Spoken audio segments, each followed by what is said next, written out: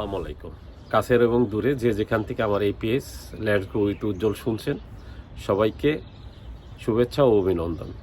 আজকে আমি কথা বলবো অতি একটা গুরুত্বপূর্ণ জিনিস, যেটা আসলে সচরাচর এটা ঘটে না, সেরকম একটা ঘটনা ঘটছে। প্রতি বছরই ফ্লুসি যখন ঘোষণা করে সরকার, তখনই একটা নির্দিষ্ট ডেট থেকে শুরু করে একটা নির্দিষ্ট ডেটে শেষ হয়। এই বছরই ব্যতিক্রম, যে একটা ঘোষণা দিয়ে একটা তারিখ থেকে শুরু হয়েছে, কিন্তু শেষ তারিখ ছিল 17 মার্চ, কিন্তু সেই তারিখে এই সফটওয়্যারটা বন্ধও করে নাই এবং সরকার ঘোষণাও করে নাই যে আজকেই শেষ দিন, ইচ্ছা করলেই আরও আবেদন করতে পারবে। আবার প্রজ্ঞাপন জারি করে বলে নাই যে এটা বর্ধিত করা হয়েছে আগস্ট মাস, সেপ্টেম্বর মাস। যেমন কিছু ইউটিউব চ্যানেল আলাদা অনেক ভিডিও তৈরি করতেছে, আমি সকালবেলা দেখলাম যে 17ই সেপ্টেম্বর বা 15ই আগস্ট নানানভাবে নানান ভিডিও করে ছাড়ছে। সেখানে আমি একটা কথাই বলবো, এগুলো আসলে কোনো সত্যতা আমি খুঁজে পাই নাই।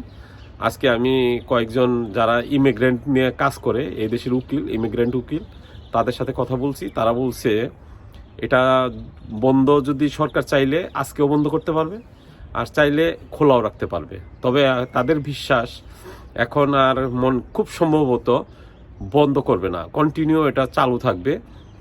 মালিক দ্বারা যারাই আবেদন করবে, সেই আবেদনের প্রেক্ষিতে তারা যাচাই বাছাই করে লোক কন্টিনিউ আনবে। আপনারা এখনও কিন্তু আবেদন করতে পারবেন।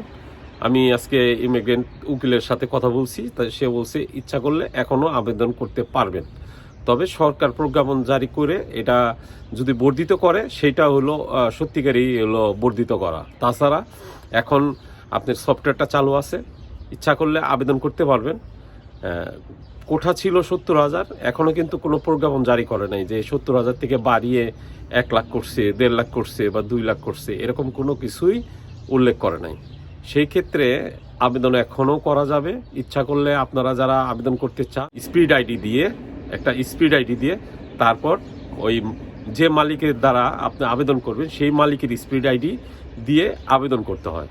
অতএব আমি আমার স্পিড আইডি দিয়ে এটা যাচাই করে দেখছি, কারণ আমারও স্পিড আইডি আছে, সেটা দিয়ে যাচাই করে দেখছি যে সফটওয়্যার চালু আছে, ইচ্ছা করলেই আবেদন করা যায়। ইচ্ছা করলে আমিও একজনের জন্য আবেদন করতে পারি।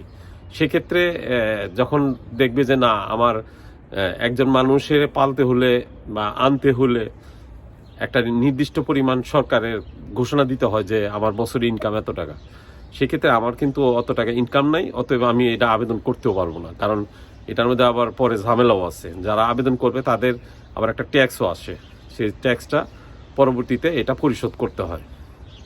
তা যাই হোক, ওই সাবজেক্টে আমরা যাব না। আমরা এখন এটা খুবই একটা ভালো একটা সুসংবাদ, কারণ হলো ইটালিতে যদি ফ্লুসিটা খোলা থাকে, অনেক বাঙালি আবেদন করতে পারবে, আবারও আবেদন করতে পারবে। এবং লোক যদি আসা শুরু হয়, যদি কন্টিনিউ 70,000 বাড়িয়ে সরকার যদি মনে করে যে না আরও বেশি আনা যাবে, তবে আমার মনে হয় যে লোক আরও বেশি আসবে। এবং এইটাই হলো সবচেয়ে মূল কথা আজকে, এইটাই ইম্পর্টেন্ট কথা। কারণ হলো আমি যতটুকু জানতে পারছি, কিন্তু এটার কিন্তু নির্দিষ্ট কোনো সময় নাই। এই ফ্লুসিটার যে কোনো মুহূর্তে, যেহেতু ঘোষণা নাই, সরকারের কোনো সার্কুলার নাই যে এটা এত তারিখ পর্যন্ত বর্ধিত করা হয়েছে, যে কোনো সময়ে বন্ধ হয়ে যেতে পারে। সেক্ষেত্রে যারা আবেদন করেন নাই, অবশ্যই তাড়াতাড়ি করে আবেদন করবেন।